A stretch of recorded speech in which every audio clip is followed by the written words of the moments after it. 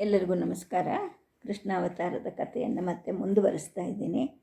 ಕೃಷ್ಣ ಮತ್ತು ಸತ್ಯಭಾಮೆ ಭಲ್ಲೂಕ ರಾಜನ ಜೊತೆ ಕರಡಿ ಲೋಕಕ್ಕೆ ಪ್ರವೇಶ ಮಾಡ್ತಾರೆ. ಅಲ್ಲಿಯ ಜನರ ವಿಚಿತ್ರ ನಡವಳಿಕೆಗಳನ್ನೆಲ್ಲ ಇವರು ನೋಡ್ತಾರೆ. ಒಂದು ರೀತಿಯ ದಂಗಾಗ್ತಾರೆ. ಅಲ್ಲಿ ಇವರಿಗೆ ಬೇಕಾಗಿದ್ದಂತಹ ಸಾತ್ಯಕಿ ಇರ್ತಾನೆ. ಅವನನ್ನು ನೋಡಿ ಇವರಿಗೆ ಸಮಾಧಾನ ಆಗತ್ತೆ. ಅಲ್ಲಿದ್ದ ಒಬ್ಬ ಧರ್ಮಾಧಿಕಾರದ ಒಬ್ಬ ಮನುಷ್ಯನು ಪರಿಚಯವನ್ನು ಭಲ್ಲೂಕ ರಾಜ ಮಾಡಿಸ್ತಾನೆ. ಅವನಿಗೆ ಇವ್ರು ಬರುವ ಇಷ್ಟ ಆಗಿರೋದಿಲ್ಲ. ಅವನೇನು ಮಾಡ್ತಾನೆ, ಈ ದಿನ ಹುಣ್ಣಿಮೆ ಚಂದ್ರವಧು ಕಾಲಕರಾಳ ದೇವನನ್ನು ಸೇರಲಿಕ್ಕೆ ಅಂದ್ಬಿಟ್ಟು ಬರ್ತಾಳೆ, ಎಲ್ಲರೂ ಈ ಉತ್ಸವವನ್ನು ಆಚರಣೆ ಮಾಡಿ ಅಂತ ಹೇಳಿಬಿಟ್ಟು ಹೇಳ್ತಾನೆ. ಅದು ಅವ್ರ ಕಡೆ ಇದ್ದಂತಹ ಒಂದು ಉತ್ಸವದ ರೀತಿ. ಎಲ್ಲರದು ಬೆಂಕಿಯಲ್ಲಿ ಬೆಂದ ಮಾಂಸವನ್ನು ತಿಂತಾರೆ. ಆನಂತರ ಎಲ್ಲರೂ ಕಾಡಿನ ಕಡೆಗೆ ಓಡಿ ಹೋಗ್ತಾರೆ. ಇನ್ನು ಕೃಷ್ಣ ತನಗೆ ಪರಿಚಯವೇ ಇಲ್ಲವೇನೋ ಅನ್ನೋ ಹಾಗೆ ಸಾತ್ಯಕ್ಕೆ ಸ್ವಲ್ಪ ದೂರದಲ್ಲಿ ಕೂತಿರ್ತಾನೆ. ಇನ್ನು ಈ ರಾಜನ ಮಗಳು ಅಂದರೆ ಇವರು ಹಾಡೋ ಪಿಶಾಚಿ ಅಂದ್ಕೊಂಡಿದ್ದಂತಹ ಹಕ್ಕಿ ಹುಡುಗಿ ಅವಳು ಕೂಡ ಕಾಡಿನೊಳಗೆ ಓಡಿ ಹೋಗ್ತಾಳೆ. ಸ್ವಲ್ಪ ಹೊತ್ತು ನಂತರ ಮತ್ತೆ ಹಿಂದಕ್ಕೆ ಓಡಿ ಬರ್ತಾಳೆ. ಕೃಷ್ಣನ ಮುಂದೆ ಮಂಡಿ ಊರಿ ಕೂತ್ಕೊತಾಳೆ. ಮುಖ ಎತ್ತಿ ಕೃಷ್ಣನ ಕಿವಿ ಹಿಂದೆ ಒಂದು ಹೂವನ್ನು ಜಾರಿಸ್ತಾಳೆ. ಕೃಷ್ಣನು ಅವಳ ಕಡೆ ನೋಡಿ ನಸುನಗೆಯನ್ನು ಬೀರಿ ತನ್ನ ಕಿವಿಯ ಹಿಂದಿನಿಂದ ಆ ಹೂವನ್ನು ತೆಗೆದು ಅವಳಿಗೆ ಹಿಂದಕ್ಕೆ ಕೊಡ್ತಾನೆ. ಅಂದರೆ ಈ ಹುಡುಗಿಗೆ ಸ್ವಲ್ಪನೂ ನಾಚಿಕೆನೇ ಇಲ್ವಾ ಅಂತ ಭಾಮೆಗೆ ಅನಿಸುತ್ತೆ. ಸರಿ, ಕೃಷ್ಣನನ್ನು ಅವಳು ಕೈ ಹಿಡಿದು ಎಳಿತಾಳೆ. ರೋಹಿಣಿ ಪ್ರತಿ ಹುಣ್ಣಿಮೆ ದಿನವೂ ನಡೆಯೋ ಈ ಉತ್ಸವದಲ್ಲಿ ಭಾಗವಹಿಸೋ ಹಾಗೆ ಅವನನ್ನು ಆಹ್ವಾನ ಮಾಡ್ತಾಳೆ. ಅವಳಿಗೆ ಅದು ತುಂಬ ಸಾಮಾನ್ಯವಾದದ್ದು. ಆದರೆ ಕೃಷ್ಣನಿಗೆ ಅದೊಂದು ರೀತಿಯ ಅಸಹ್ಯ ಕೊಡುತ್ತೆ. ನಸುನಗ್ತಾ ಕೃಷ್ಣ ಅವಳನ್ನು ಕೊಡು ಬಿಡ್ತಾನೆ. ಅವಳು ಅದಕ್ಕೆ ಬದಲು ಕಿರುನಗೆಯನ್ನು ನಗುತ್ತಾಳೆ, ರೆಪ್ಪೆಯನ್ನು ಆಡಿಸ್ತಾಳೆ, ಕಣ್ಣು ಮಿಟುಕಿಸಿ ಕಾಡಿಗೆ ಹಿಂದಿರುಗ್ತಾಳೆ. ಅಂದರೆ ತನ್ನನ್ನು ಹಿಂಬಾಲಿಸ್ಕೊಂಡು ಬಾ ಅಂತ ಅವನಿಗೆ ಸನ್ನೆಯನ್ನು ಮಾಡ್ತಾಳೆ. ಇನ್ನು ಹುಣ್ಣಿಮೆ ರಾತ್ರಿ ಚಂದ್ರ ಮೇಲಕ್ಕೆ ಏರುತ್ತೆ. ಆಗ ಆ ಸಾಂಬ ಅಂದರೆ ಆ ಮಹಾತ್ಮ ಇರ್ತಾನಲ್ಲ, ಧರ್ಮಪುರುಷ ಅಂತ, ಅವನು ಹಿಂತಿರುಗಿ ಬರ್ತಾನೆ. ಬಂದವನು ಸತ್ಯಭಾಮೆಯನ್ನು ಕೈ ಹಿಡಿದು ಕಾಡಿನ ಕಡೆಗೆ ಎಳ್ಕೊಂಡು ಹೋಗೋಕ್ಕೆ ಸಿದ್ಧ ಆಗ್ತಾನೆ. ಅವನ ಸ್ಪರ್ಶಕ್ಕೇ ಇವಳಿಗೆ ತುಂಬ ಭಯ ಆಗುತ್ತೆ. ಹೆದರ್ಕೊಂಡು ಕಿರಿಚ್ಕೊತಾಳೆ. ಅವನ ಉದ್ದೇಶ ಏನು ಅಂತ ಭಾಮೆಗೂ ಅರ್ಥ ಆಗುತ್ತೆ, ಕೃಷ್ಣನಿಗೂ ಅರ್ಥ ಆಗುತ್ತೆ. ಸತ್ಯಭಾಮೆಯನ್ನು ಎಳಿತಿದ್ದ ಆ ಧರ್ಮಪುರುಷನ ಕೈಯನ್ನು ಕೃಷ್ಣ ಬಲವಾಗಿ ತಳ್ತಾನೆ. ಆ ಬಲಕ್ಕೆ ಅವನ ನಿಲುವು ತಪ್ಪು ಹೋಗುತ್ತೆ. ಅಂದರೆ ಆ ಕರಡಿಗಳ ಗುಂಪಲ್ಲಿ ಅವನು ಧಾರ್ಮಿಕ ಮುಖಂಡ, ಸರ್ವಶಕ್ತನ ಪ್ರೀತಿಯ ಮಗ ಅಂತ ಹೆಸರಾದವನು. ಆ ಸಮಾಜ ಎಲ್ಲ ಅವನಿಗೆ ಬಹಳ ಗೌರವ ಕೊಡ್ತಾ ಇರುತ್ತೆ. ಅಂತಹ ತನ್ನನ್ನು ಹೀಗೆ ಒಂದು ರೀತಿಯ ಪ್ರತಿಭಟಿಸ್ತಾ ಇದ್ದಾರಲ್ಲ, ಒರಟಾಗಿ ಕೊಡುತ್ತಾ ಇದ್ದಾರಲ್ಲ, ಇದು ಸಾಧ್ಯನಾ? ಇಷ್ಟೊಂದು ಧೈರ್ಯನ ಇವರಿಗೆ ಅಂತ ಸಾಂಬನಿಗೆ ಅನಿಸುತ್ತೆ.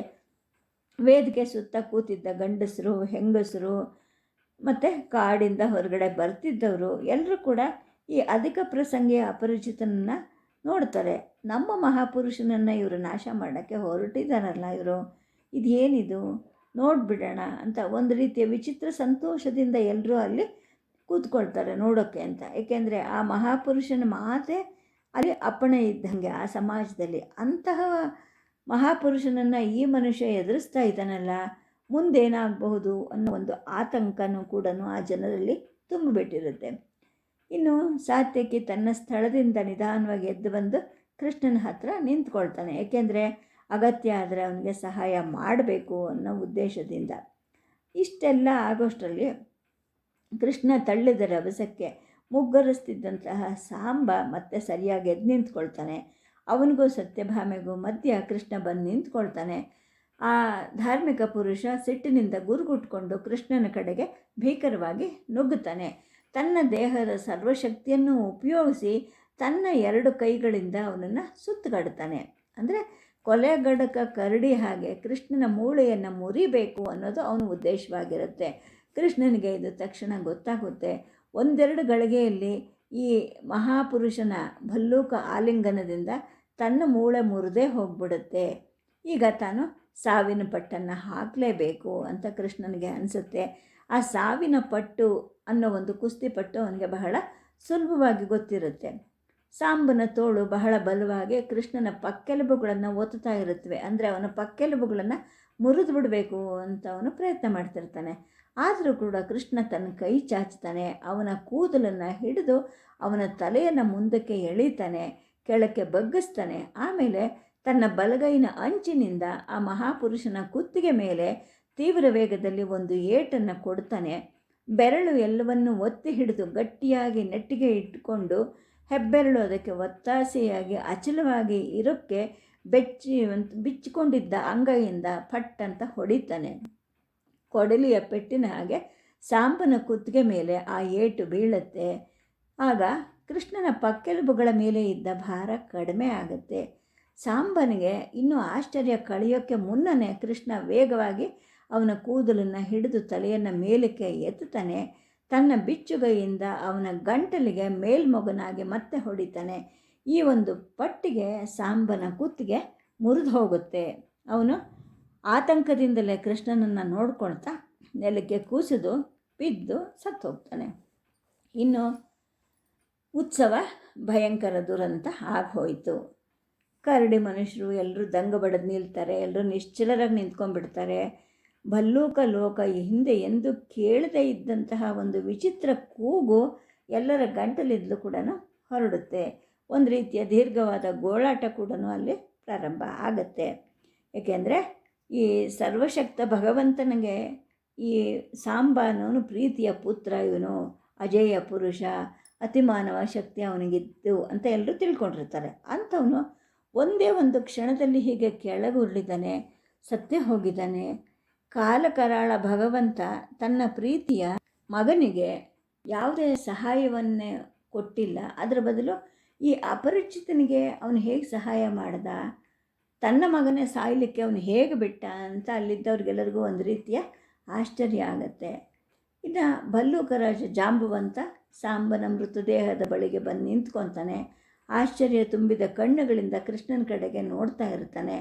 ಸಾಂಬನ ಧಾರ್ಮಿಕ ಅಧಿಕಾರವನ್ನು ಒಪ್ಪಿಕೊಂಡು ಅವನ ಕ್ರೂರ ರೀತಿಯನ್ನು ಭಲ್ಲೂಕ ದೂರ ಸಹಿಸ್ಕೊಂಡಿರ್ತಾನೆ. ಯಾಕೆಂದರೆ ಈ ಭಲ್ಲೂಕ ಲೋಕದ ಹಿತಕ್ಕೋಸ್ಕರ. ಈಗ ಕಾಲಕರಾಳ ಭಗವಂತನೇ ವಸುದೇವ ಪುತ್ರವನನ್ನು ಇಲ್ಲಿಗೆ ಕಳಿಸಿ ತಮ್ಮನ್ನು ಅವನ ಕಾಟದಿಂದ ತಪ್ಪಿಸಿರಬಹುದಾ ಅಂಥೇಳಿ ಅಂದ್ಕೊಳ್ತಾನೆ. ಇನ್ನು ಮರುಕ್ಷಣವೇ ಪ್ರಸಂಗಾವಧಾನದಿಂದ ತಾನೇ ಯಜಮಾನಿಕೆಯನ್ನು ವಹಿಸ್ಕೊಳ್ತಾನೆ. ಗಟ್ಟಿಯಾಗಿ ಕರಾಳ ಭಗವಂತನನ್ನು ಆಹ್ವಾನ ಮಾಡ್ತಾನೆ. ಧರ್ಮಪುರುಷನ ಕೈ ತಮಟಿಯನ್ನು ತಾನೇ ತಗೊಂಡು ಅದರ ಮೇಲೆ ಒಂದೆರಡು ತಮಟಿಯನ್ನು ಬಾರಿಸಿ ಹೆಜ್ಜೆ ಹಾಕ್ಕೊಂಡು ನೃತ್ಯ ಮಾಡ್ತಾನೆ. ಕರಡಿ ಮನುಷ್ಯರೆಲ್ಲರೂ ಕೂಡ ತಕ್ಷಣ ತಲೆಬಾಗಿ ತಮ್ಮ ಎದೆ ಮೇಲೆ ಕೈಯನ್ನು ಜೋಡಿಸ್ಕೊತಾರೆ. ಎಲ್ಲರೂ ಈ ವಿಚಿತ್ರ ಸನ್ನಿವೇಶದಿಂದ ದಂಗು ಬಡಿದು ಹೋಗಿರ್ತಾರೆ. ಎಲ್ಲ ಕಡೆನೂ ನಿಶ್ಶಬ್ದ. ಆಮೇಲೆ ಆ ಭಲ್ಲೂಕದೊರೆ ತಮ್ಮ ಭಗವಂತನನ್ನು ಪ್ರಾರ್ಥನೆ ಮಾಡ್ತಾನೆ. ಸರ್ವಶಕ್ತ, ಸಕಲ ಲೋಕ ಭಯಂಕರ, ಕಾಲಕರಾಳ ದೇವ ತನ್ನ ಜನರಿಂದ ಈ ಭಲ್ಲೂಕ ಮನುಷ್ಯರನ್ನು ಕಾಪಾಡಲಿ. ತನ್ನ ಪ್ರೀತಿಯ ಪುತ್ರ ಸಾಂಬನಿಂದ ತನ್ನ ರಕ್ಷಣಾ ಹಸ್ತವನ್ನು ಅವನು ಹಿಂತಗೊಂಡ್ಬಿಟ್ಟಿದ್ದಾನೆ. ಇಂಥ ಸಂದರ್ಭದಲ್ಲಿ ನಾವೆಲ್ಲರೂ ಆ ಸರ್ವಶಕ್ತನ ಮಾರ್ಗದರ್ಶನವನ್ನು ಎದುರು ನೋಡಬೇಕು ಅಂಥೇಳ್ಬಿಟ್ಟು ಕೂಗ್ತಾನೆ. ಜನರೆಲ್ಲರೂ ಕೂಗ್ತಾರೆ. ಜನರು ಅಂದರೆ ಇಲ್ಲಿ ಆ ಕರಡಿ ಲೋಕದವರು. ಸರ್ವಶಕ್ತ ಸಕಲ ಲೋಕ ಭಯಂಕರ ಕಾಲಕರಾಳ ಭಗವಂತ ತಮ್ಮ ಜನರಾದಂತಹ ನಮ್ಮನ್ನು ಅವನು ಕಾಪಾಡಲಿ ಅಂತ ಹೇಳಿಬಿಟ್ಟು ಆಗ ಹಠಾತ್ತಾಗಿ ಆ ಭಲ್ಲೂಕರಾಜನ ಹಿರಿಯ ಮಗಳು ಅಂದರೆ ಸಾಂಬನ ತಾಯಿ ಮುಂದೆ ಬರ್ತಾಳೆ. ತನ್ನ ಎದೆನೇ ಒಡೆದು ಹೋಗುತ್ತೇನೋ ಅನ್ನೋಗೆ ಹತ್ತುಕೊಂಡು ಎದೆಯನ್ನು ಹೊಡ್ಕೊಳ್ತಾ ದುಃಖದಿಂದ ತಲೆಯನ್ನು ಆಡಿಸ್ಕೊತ ತನ್ನ ಮಗನ ಮೃತದೇಹದ ಕಡೆಗೆ ಓಡ್ತಾಳೆ. ಕರಾಳ ಭಗವಂತ ತನ್ನ ರಕ್ಷಣೆಯನ್ನು ಹಿಂತಗೊಂಡ್ಬಿಟ್ಟಿದ್ದಾನೆ. ಧರ್ಮಪುರುಷನ ಮೃತದೇಹವನ್ನು ಮುಟ್ಟೋದು ಕೂಡ ಅಶುಭ. ಆ ದೇಹವನ್ನು ಕರಡಿಗಳಿಗೆ ಒಪ್ಪಿಸ್ಬೇಕು. ಏನು ಮಾಡಬೇಕು ಮುಂದೆ? ತಕ್ಷಣ ಗುಂಪಿನಿಂದ ಮುಂದೆ ಬಂದು ನಿಂತ್ಕೊತಾರೆ. ಆ ಗುಂಪಿಗೆ ಹಿರಿಯರಾಗಿದ್ದವರು ಅವಳನ್ನು ಹಿಡ್ಕೊಳ್ತಾರೆ. ಆದರೆ ಅವಳು ಅವರ ಹಿಡಿತವನ್ನು ತಪ್ಪಿಸ್ಕೊಳ್ಳೋಕ್ಕೆ ಅಂತ ಬಹಳ ಹೆಣಗಾಡ್ತಾಳೆ. ಕೈಯಲ್ಲಾಗೋದಿಲ್ಲ, ಅವಳಿಗೆ ಬಿದ್ದು ಬಿಡ್ತಾಳೆ. ದುಃಖನೂ ತುಂಬ ಹೋಗಿರುತ್ತೆ, ಮಗ ಹೋದ ಅಂದ್ಬಿಟ್ಟು. ಹಿರಿಯರೆಲ್ಲರೂ ಅವಳನ್ನು ಎತ್ಕೊಂಡು ಹೋಗ್ತಾರೆ. ಇನ್ನು ಭಲ್ಲೂಕರಾಜನ ಅಪ್ಪಣೆ ಮೇಲೆ 5 ಜನ ಕರಡಿ ಮನುಷ್ಯರು ಬರ್ತಾರೆ. ಕೃಷ್ಣ, ಸತ್ಯಭಾಮೆ, ಸಾತ್ಯಕಿ ಇವರನ್ನು ಯಾರೂ ಇಲ್ಲದೆ ಇರತಕ್ಕಂತಹ ಒಂದು ಗುಹೆಗೆ ಕರ್ಕೊಂಡು ಹೋಗ್ತಾರೆ. ಆಮೇಲೆ ಕರಡಿ ಜನ ತಮ್ಮ ಗುಂಪಿನ ವೇದಿಕೆ ಸುತ್ತ ಕೂತ್ಕೊತಾರೆ. ಮತ್ತೆ ತಮ್ಮ ದೇವರಾದ ಕರಾಳ ದೇವನನ್ನು ಪ್ರಾರ್ಥನೆ ಮಾಡ್ಕೊಳ್ತಾರೆ. ಈ ಹಿಂದೆ ಎಂದೂ ಈ ಥರದ ಪ್ರಸಂಗ ಆಗಿರಲಿಲ್ಲ, ಈಗ ಬಂದುಬಿಟ್ಟಿದೆ, ತುಂಬ ಭೀಕರವಾದ ಪರಿಸ್ಥಿತಿ ಅಂತ ಎಲ್ಲರೂ ಚರ್ಚೆ ಮಾಡ್ತಿರ್ತಾರೆ. ಈ ಕಡೆ ಸತ್ಯಭಾಮೆಗೆ ಏನೋ ಒಂದು ರೀತಿಯ ಸಂತೋಷ, ಅಂದರೆ ಕೃಷ್ಣನ ಹತ್ತಿರಕ್ಕೆ ತನ್ನನ್ನು ಕರ್ಕೊಂಡು ಹೋಗುವಂಥ ಸಾತ್ಯಕಿಯನ್ನು ಬೇಡ್ಕೊಂಡಿರ್ತಾಳೆ, ಆದರೆ ಅವನ ಕೈಯಲ್ಲಿ ಆಗೋದಿಲ್ಲ. ಆದರೆ ಈಗ ನೋಡಿದ್ರೆ ತಾನೇ ಕೃಷ್ಣನನ್ನು ಸಾತ್ಯಕಿ ಹತ್ತಿರಕ್ಕೆ ಕರ್ಕೊಂಡು ಬಂದಿದ್ದಾಳೆ, ಎಂತಹ ಪವಾಡ ನಡೀತಲ್ಲ ಅಂದ್ಕೊಳ್ತಾಳೆ. ಇನ್ನು ಗುಹೆಯಲ್ಲಿ ಇವ್ರು 3 ಜನವೇ ಇರ್ತಾರೆ. ಇವರಿವರೇ ಆದಾಗ ಕೃಷ್ಣ ಸಾತ್ಯಕಿಯನ್ನು ಅಪ್ಪಿಕೊಳ್ತಾನೆ. ಸಾತ್ಯಕಿ, ನೀನು ಎಷ್ಟು ಕೊನೆಗಾಣದ ಕಷ್ಟವನ್ನು ತಂದಿಟ್ಟೆ ನೋಡಿ ನೀನು ನನಗೆ ಅಂದ್ಬಿಟ್ಟು ಅವನ ಪ್ರೀತಿಯಿಂದ ಬೆನ್ನನ್ನು ತಟ್ತಾನೆ. ಆಗ ಸತ್ಯಭಾಮೆ ಹೇಳ್ತಾಳೆ, ಹೌದು, ಆ ಗುಡ್ಡದ ಪುರುಷನಿಂದ ನನ್ನನ್ನು ಕಾಪಾಡಲಿಕ್ಕೆ ತನ್ನ ಪ್ರಾಣದ ಹಂಗನ್ನೇ ತೊರಿಬೇಕಾಯಿತು ಅಂತೇಳಿ ಹೇಳ್ತಾಳೆ. ಸಾತ್ಯಕಿ ಕೃಷ್ಣ ಇಬ್ಬರ ಜೊತೆಯಲ್ಲಿ ತಾನಿದ್ದು ಅವಳಿಗೆ ಬಹಳ ಸಂತೋಷ ಕೊಡುತ್ತೆ. ಒಂದು ಗಳಿಗೆ ಕುಂಕುಮಾತನ ಮತ್ತೆ ಆಡಲಿಕ್ಕೆ ಶುರು ಮಾಡ್ತಾಳೆ. ಆಮೇಲೆ 3 ಜನ ಒಬ್ಬರ ಹತ್ರ ಬಂದು ಕೂತ್ಕೊಳ್ತಾರೆ. ನಿನ್ನನ್ನು ಕೊಲ್ಲಕ್ಕೆ ಅವ್ರು ಪ್ರಯತ್ನ ಮಾಡಿದ್ರಾ ಅಂತ ಕೃಷ್ಣ ಸಾತ್ಯಕಿಯನ್ನು ಕೇಳ್ತಾನೆ. ಇಲ್ಲ, ಆದರೆ ಭಲ್ಲೂಕ ರಾಜನಿಗೆ ನನ್ನನ್ನು ಎತ್ಕೊಂಡು ಬಂದದ್ರಲ್ಲಿ ಏನೋ ಉದ್ದೇಶ ಇರಬೇಕು ಅಂತ ಕಾಣುತ್ತೆ. ಅದೇನು ಅಂತ ನನಗೆ ಗೊತ್ತಾಗಲಿಲ್ಲ. ಇನ್ನು ಈಗಂತೂ ನೀನು ಅವರ ಧಾರ್ಮಿಕ ಪುರುಷನನ್ನು ಕೊಂದಿದೆಯಾ, ಹಾಗಾಗಿ ಬಹುಶಃ ನಮ್ಮ 3 ಜನಕ್ಕೂ ಸಾವೇ ಗತಿನೋ ಏನೋ ಅಂಥೇಳ್ಬಿಟ್ಟು ಹೇಳ್ತಾನೆ. ಈಗ ನಮ್ಮನ್ನು ಅವ್ರು ಏನು ಮಾಡಬಹುದು ಅಂತ ಕೃಷ್ಣ ಕೇಳ್ತಾನೆ. ಆಗ ಸಾತ್ಯಕಿ ಹೇಳ್ತಾನೆ, ಗೊತ್ತಿಲ್ಲ, ಆದರೆ ಇವರು ಕ್ರೌರ್ಯರಲ್ಲಿ ಕ್ರೌರ್ಯರು, ಇವರು ತುಂಬ ಕೆಟ್ಟ ಜನ. ನಮ್ಮನ್ನು ಬಹುಶಃ ಕರಡಿಗಳಿಗೆ ಕೊಟ್ಬಿಡಬಹುದು ತಿನ್ನಲಿಕ್ಕೆ, ಅಥವಾ ತಮ್ಮ ಕರಾಳ ಭಗವಂತನಿಗೆ ಬಲಿ ಕೊಡಬಹುದು. ನಾನು ಇಲ್ಲಿಗೆ ಬಂದಿದ್ದ ದಿವಸ ಸಾಂಬನನ್ನು ಯಾರೋ ಒಬ್ಬ ತರುಣ ಎದುರಿಸ್ದ. ತಕ್ಷಣ ಅವನನ್ನು ಬೆಂಕಿಲಿ ಹಾಕಿದ್ರು. ಬೆಂಕಿಲಿ ಹಾಕಿ ಅವನು ಅರ್ಧಬರ್ಧ ಸುಟ್ಟಾಗ ಅವನನ್ನು ಹೊರಕ್ಕೆ ಎಳೆದು ಕರಡಿಗಳಿಗೆ ತಿನ್ನೋಕ್ಕೆ ಕೊಟ್ಟರು. ಬಹುಶಃ ನಮಗೂ ಇವಾಗ ಅದೇ ಶಿಕ್ಷೆ ಆಗುತ್ತೋ ಏನೋ ಅಂತ ಒಂದು ರೀತಿಯ ಬೆದರಿಕೆಯಿಂದಲೇ ಹೇಳ್ತಾನೆ. ಆಗ ಕೃಷ್ಣ ಕೇಳ್ತಾನೆ, ಆ ಹುಡುಗಿ ಯಾರವಳು? ಮರಗಳ ಮೇಲೆ ಇದ್ಕೊಂಡು ಹಕ್ಕಿ ಹಾಗೆ ಹಾಡ್ತಾ ಇದ್ದಳಲ್ಲ, ಯಾಕೆ ಅಂತ ಕೃಷ್ಣ ಕೇಳ್ತಾನೆ. ಆಗ ಸತ್ಯಕ್ಕೆ ಹೇಳ್ತಾನೆ, ಅಯ್ಯೋ ಅವಳು ಜಾಂಬವಂತನಿಗೆ ಮುದ್ದಿನ ಮಗಳು. ನಿದ್ದೆ ಮಾಡೋ ಸಮಯವನ್ನು ಬಿಟ್ಟು ಮಿಕ್ಕಿದ ಸಮಯವನ್ನೆಲ್ಲ ಅವಳು ಗಿಡಗಳಲ್ಲಿ ತೂಗಾಡ್ತಿರ್ತಾಳೆ, ಕೋತಿಗಳ ಜೊತೆ ಮಾತಾಡ್ತಿರ್ತಾಳೆ, ಅಥವಾ ಹಾಡೋ ಹಕ್ಕಿಗಳ ಉಲಿವನ್ನು ಅನುಸರಿಸಿ ತಾನು ಹಾಡ್ತಾ ಇರ್ತಾಳೆ ಅಂತ ಸತ್ಯಕ್ಕೆ ಹೇಳ್ತಾನೆ.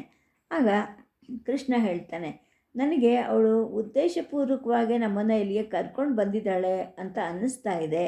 ಬಹುಶಃ ಅವರಪ್ಪ ಏನಾದರೂ ಅಪ್ಪಣೆ ಕೊಟ್ಟಿದ್ನೋ ಏನೋ ಅಂಥೇಳಿ ಹೇಳ್ತಾನೆ. ಆಗ ಸತ್ಯಭಾಮೆಗೆ ನಗು ಬರುತ್ತೆ. ಅವಳು ತುಂಟ ನಗೆಯನ್ನು ನಗ್ತಾಳೆ. ಸಾತ್ಯಕಿ, ಈ ಹಕ್ಕಿ ಹುಡುಗಿಗೆ ನಮ್ಮ ಪ್ರಭು ಮನಸೋತು ಬಿಟ್ಟಿದ್ದಾರೆ.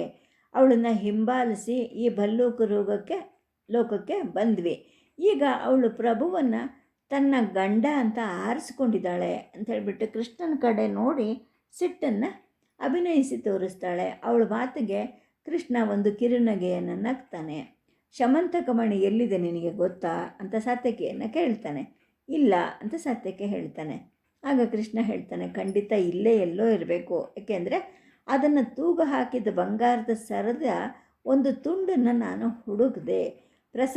ಪ್ರಸೇನ ಕೊಲೆ ಆದ ಸ್ಥಳದಲ್ಲಿ ಇನ್ನೊಂದು ತುಂಡು ಭಲ್ಲೂಕ ಲೋಕಕ್ಕೆ ದಾರಿಯಾದ ಮೇಲ್ಗಡೆ ಗುಹೆಯಲ್ಲಿ ಸಿಕ್ತು.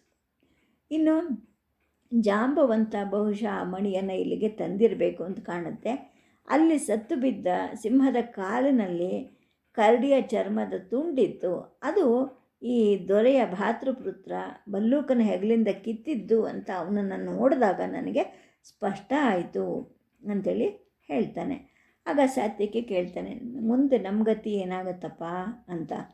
ಆಗ ಕೃಷ್ಣ ಹೇಳ್ತಾನೆ, ಏನಿಲ್ಲ, ನಮ್ಮೆಲ್ಲರನ್ನು ಆ ದೊರೆಯ ಪ್ರೀತಿಯ ಭಾತೃಪುತ್ರ ಭಲ್ಲೂಕದ ಮುಂದೆ ಒಗಿತಾರೆ ಅಷ್ಟೇ, ಇನ್ನೇನು ಆಶ್ಚರ್ಯನೇ ಇಲ್ಲ.